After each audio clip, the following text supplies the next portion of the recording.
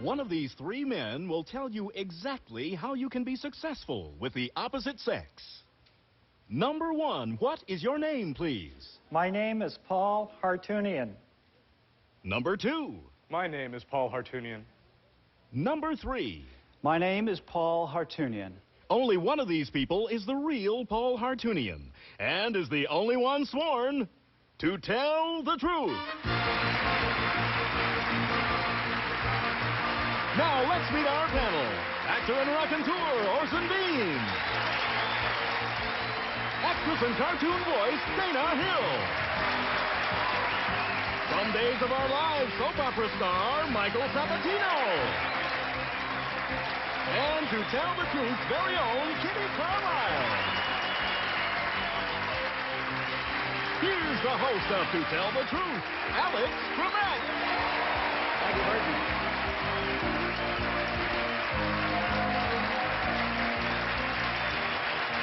Thank you, Burton. Good morning, ladies and gentlemen, and welcome to our program. Good morning, panel. Good and morning. A warm welcome to our newcomer today, Michael. Nice having you with us. Nice to be here. I'll give you a chance to ask some questions regarding this first story in just a few moments. First, I want to tell you folks at home how you could win a dinner with Michael Sabatino, one of the stars of Days of Our Lives, or any of these four other fabulous NBC daytime soap opera stars. Just get a pencil and pen ready, paper, and I'll give you the details a little later on. Right now, let's get to our first story, and let me read the affidavit. I, Paul Hartunian, know how to be outrageously successful with the opposite sex. I'm so good at it, I wrote a book about it. It doesn't matter if you're a man or a woman, I can help you. I'll show you how to meet, date, and marry the man or woman of your dreams. It all starts with saying hello. After all, you can't marry someone until you've talked to them. Then I list 10 classic mistakes that can end a date before it starts. And I tell you how to make personal ads work also. I list 76 great places to meet someone you can fall in love with. I write about the guy who founded a free dating service and never was lonely again, and the woman who gave a cooking class for single men only and found the perfect recipe for romance. Signed, Paul Hartunian.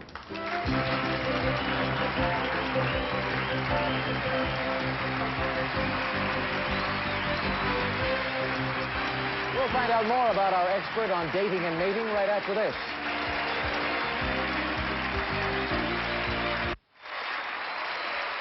Paul Hartunian claims to know how to make it with the opposite sex, and he is one of these three gentlemen. Let's find out which one he is. Kitty, start the questioning, please. What a great idea. Number two, what's the worst mistake you can make? The worst mistake? Probably being fearful of approaching the opposite sex. Being what? Fearful of approaching the Fearful. opposite sex. And number three, what's the best place to meet a guy you could fall in love with? The best place to meet is where you are at the very moment you decide you want to do it. There are no great places. Number one, I know a lady who cooked a great cheese souffle after an intimate encounter. Is that a good thing to do? It basically depends on the couple, but yes, it could be. It could be very romantic. It could lead to romance. And Well, that has led us to Michael Sabatino. Number one, in this ad, should you lie in the ad? No, it's quite the contrary. That's a good question. It's important to be quite truthful to create or instill a viable relationship. Number three, I notice you all have facial hair. Does facial hair help in your dream date? It seems to, but again, it depends on the woman and what she's looking for. And number two, how many women have you been successful with to get this book written? Without being too egotistical, there have been a couple of hundred. Couple of hundred? A couple of hundred? We all sit up in our chairs. A couple of hundred? Oh, yes, I'm not hearing things. Dana. Number one, what's the name of the book you wrote? How to be outrageously successful with the opposite sex. A very good book, I may add. Okay. And number two, are you married yourself? No, I'm divorced. Number three, how many women do you think you've dated over the last, since you wrote the book, since you came up with the idea? I haven't kept a tally, but there's been a smile on my face for a long time. Orson, there's a smile on your face, too. There certainly is. Number two, did anyone ever cook you a cheese souffle? Oh, there have been one or two, yes. Yeah? Number one, do you agree with Kitty that after the intimate encounter, however she phrased it, that it's nice for the woman to get up and cook for you? Yes, again, depending on the mood and the people involved. It can Well, be I'm very always romantic. hungry, at least as I recall. Yes. Number 3, are the rules different for men and women? Yes, they're very different. Give me an example.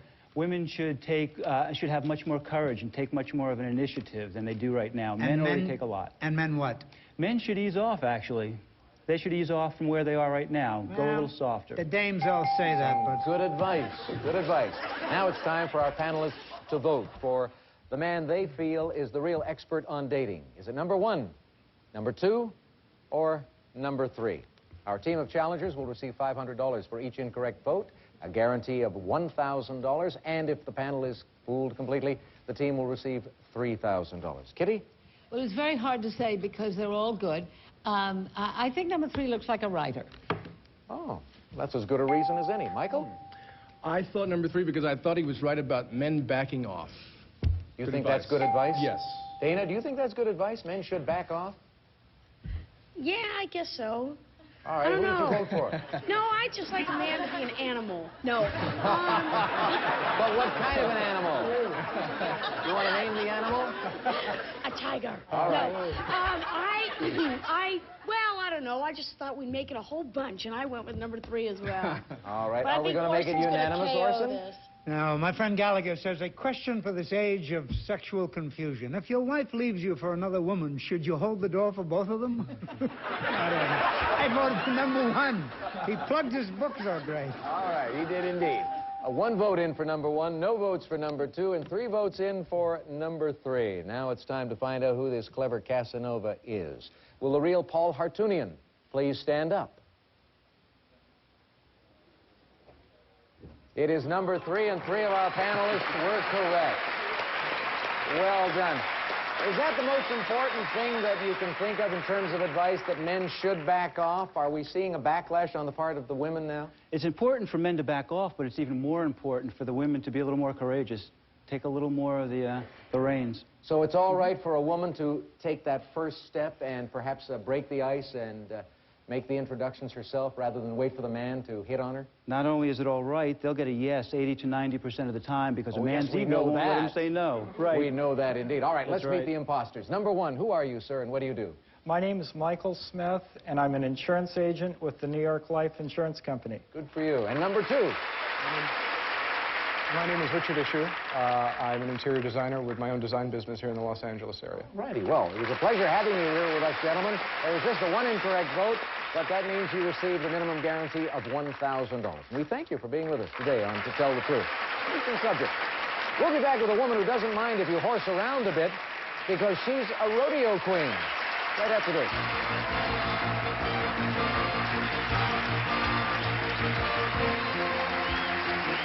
Of our show. But right now, stay tuned for our next group of challengers. Here they come.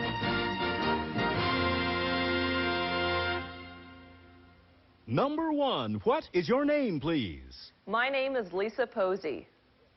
Number 2. My name is Lisa Posey. Number 3. My name is Lisa Posey. All right, panelists. I, Lisa Posey, am Miss Rodeo America 1991.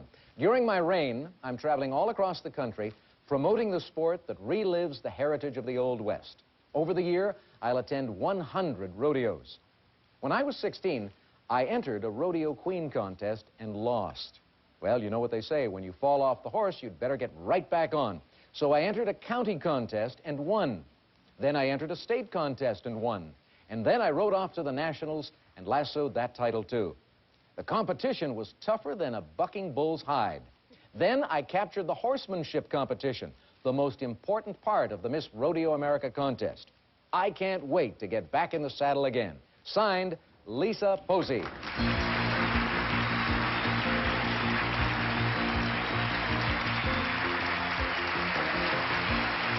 Oh, and Orson loves pretty girls in fancy costumes. You started off, Orson. I certainly do. I would like to see any of the 3 of you back in the saddle. Number 3, now, tell me about rodeo clowns. They traditionally rush in to help to save a guy when he falls off for a woman. Is that true? Oh, yes. Yes, they save the bull, or they distract the bull. Now, number two, what does it take? You have to be a little crazy to ride a bucking bronco? No, you just have to be brave and strong, and you have to be free-spirited and fun-loving. Now, number one, have you ever been thrown? Yes, I have. I've been thrown off my own horse before. Was it scary? Dana, let's go to you. Perhaps you'll want to... Number three, can you tell me some of the categories at a rodeo? I know there's calf roping, and what are some of the other categories? Well, barrel racing, for one, calf roping, also steer roping, and there... Okay, and number two, and I can't think of the man's name. He's about 5'3". He's a black man that for years was the national rodeo champion. What is his name? Ty Murphy. Okay, and number one, where did you grow up that you got so interested in horses? Have you always been into horses? Pretty much since I was 3, and I grew up in Minnesota.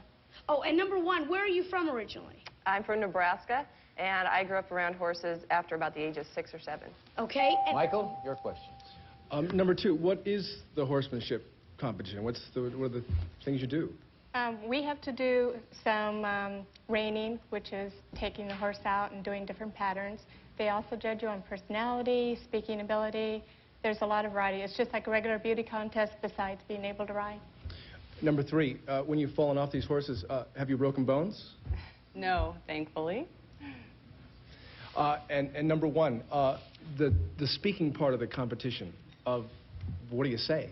What are you required to say? Well, we have a division where you have to give a speech on your home state, and then we also have a division where you are asked impromptu questions and you answer those questions to the judges. All right, Kitty? Gosh, you're all great. What's the biggest rodeo you ride in? I'd have to say the National Finals Rodeo in Las Vegas. And number two, is there a big one in Calgary? Yes, there is, in Alberta. And number three, do you use your own horses in the horsemanship competition? No, you ride their horses? Yes. And number two, what's the biggest prize? You sounded as if you were an expert on this I've subject. seen a You were lot of them. asking some pointed questions there, Kitty. Well, time's up, and it's time for you to vote for the woman you feel is Miss Rodeo America 1991. Is it number one, number two, or number three? We've got blue, white, and red, and gold colors featured. Orson, for whom did you vote? Which I pretty lady? don't know. I voted for number two because she knew the name of the shrimp's hero there, or whatever. All right, Dana? Was she right? Did that influence you? You know, yes, it did. Slightly, and she also knew about the championships in Calgary. She seemed to answer that right away, and so I went with number two as well. All right. Michael? Well, number one convinced me when she said what they had to speak about. I thought that was believable. Kitty, you're That was nodding in good. agreement. Yeah, that was very good. But I voted for number two. She looks like to me like a real rodeo rider. All right, well, the votes are in. Let's review them. 1 vote for number 1, 3 votes for number 2, and no votes for number 3. So let's find out who the real queen of the cowgirls is for 1991. Will the real Lisa Posey please stand up? We're doing it with number 1, Miss Rodeo America 1991. Lisa, you mentioned that you had fallen off your own horse. Were you ever injured seriously? No, I've never been injured before, you know, besides maybe a hurt thumb or something, but never broke any bones. Has there ever been any activity in the rodeo circles to try to get women to participate in some of the events that they are not allowed to compete in right now, like bronco riding and things like that? Well, they do have those events in the Professional Women's Rodeo Association, they do? yes. But there aren't a lot of those rodeos around. No, I can imagine, and with good reason. Let's find out about our imposters. Number 2, you were sensational. You got 3 votes all by yourself. Who are you and what do you do? My name is Priscilla Norris, and I have 4 children from the ages of 10 to 21, and I'm a registered nurse in the pediatrics. All right, and number 3, tell us about yourself. My name is Jan Miller, and I've been married for almost 17 years, and I have 2 kids. Hey, well, there's 3 incorrect votes of $500 each. That's $1,500 for the team. Thank you, ladies, for being with us today on To Tell the Truth. We'll be back to play one-on-one with someone from our studio audience right after this.